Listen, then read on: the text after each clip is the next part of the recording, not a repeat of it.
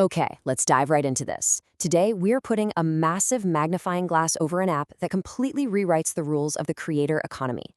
We're talking about BIGO Live. And listen, if you think you understand live streaming just because you watch a lot of YouTube or, hang out on Twitch, prepare to have your perspective totally shifted. It's a whole different ballgame. We are going to break down the drama, the money, and the frankly darker realities of a platform built entirely on an intense, high-pressure live streaming culture. So let's peel back the layers. The starting thesis here is simple, but man, is it heavy. BIGO Live is more than a live streaming app. It is a social and financial ecosystem that rewards attention, conflict, and constant engagement, while also producing serious concerns about moderation, exploitation, and creator behavior. We are not just talking about someone sitting in their room playing video games on camera. No, we're talking about a completely self-contained ecosystem that behaves vastly differently from traditional platforms. And honestly, it hides a very real, incredibly complex, dark side. To make sense of all this, we're going to follow a roadmap today. We'll cover 6 areas. First, welcome to BIGO Live. Second, broadcasters versus mainstream streamers. Third, a gift-driven financial ecosystem. Fourth, the drama and clout culture. Fifth, occult practices and niche communities. And finally, number 6, the toxic engagement trap. So, Section 1. Welcome to BIGO Live, the surface. At its absolute core, BIGO is a Singapore-based platform where users broadcast to talk, perform, and just entertain. Viewers interact by chatting, commenting, and this is the crucial part, sending virtual gifts. It's like this massive, bustling digital stage. Interestingly enough, there's even been this wild, unverified rumor floating around about a potential Netflix documentary covering the platform. Whether it's true or not, it really just goes to show how much intense, almost cinematic culture is constantly brewing just beneath the surface of this app.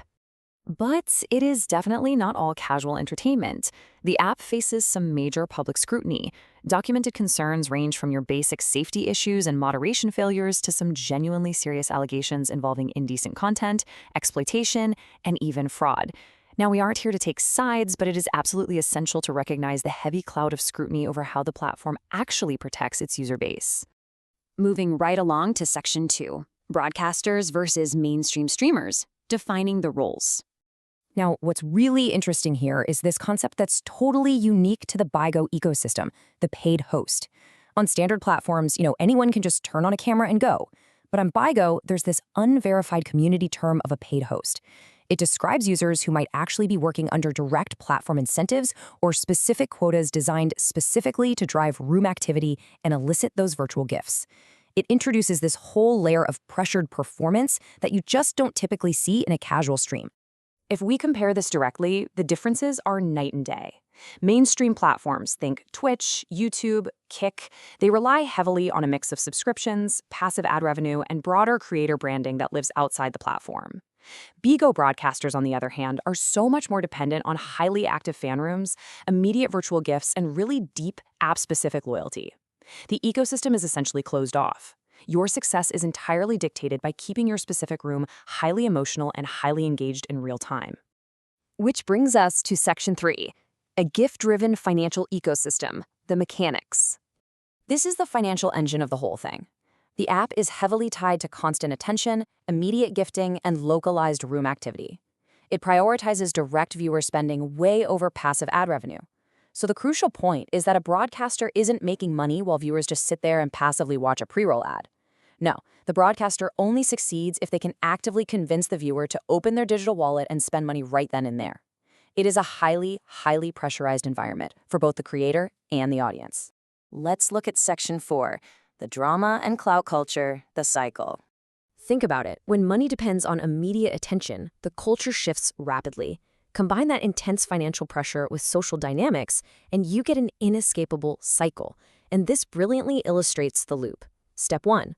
Broadcasters engage in clout chasing and conflict to draw eyes and gifts. Step 2.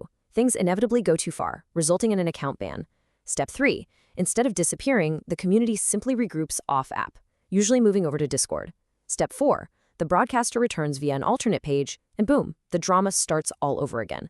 It is a continuous, toxic loop of engagement. And locked within this cycle, there's this massive unverified lore that has developed. I mean, you'll hear community names thrown around constantly, like AC and Mama AC, Pretty Tea, or the Flawless Sisters. There are specific characters like God Zeus, Savage Royalty, Messy Collar, 21, and Ali the Doll. There are even highly specific narratives, like Shaky's prison re-entry story.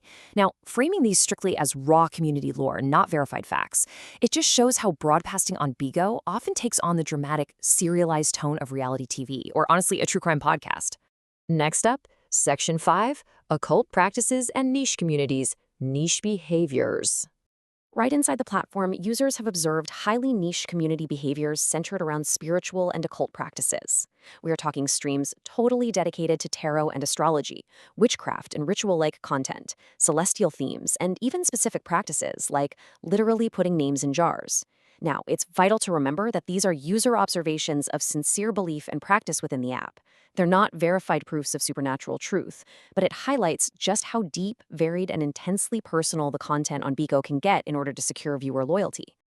Finally, we reach Section 6, the toxic engagement trap, the core. When users talk about the app, they frequently describe it as feeling like a trap or a bad relationship, deeply attached and hard to pull away from.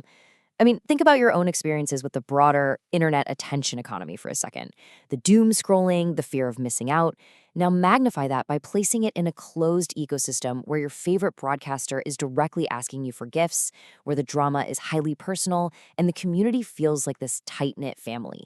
It is literally designed to demand deep and sometimes really unhealthy attachment. Let's see how this all builds into the ultimate business model of BIGO Live. The app inherently benefits when people stay engaged and keep spending. Period. It rewards constant engagement above all else. Actually, when broadcasters are relying on direct gifts rather than passive ads, and when the entire culture thrives on conflict, bans, and dramatic returns, the platform itself is essentially profiting off of inescapable conflict. It is a highly effective, yet undeniably toxic engagement trap. Which leaves us with this final, provocative thought. If a platform can successfully thrive on a toxic cycle of drama, pressure, and addiction, what does this mean for the future of the attention economy? As niche apps figure out how to monetize our desire for conflict and community connection with pinpoint accuracy, we really have to ask ourselves, who is actually in control of the ecosystem? And what does it mean when platforms are incentivized to build these kinds of traps? It's definitely something to think about the next time you log on. Thanks so much for joining me for this explainer, and remember to keep questioning what's behind the screen.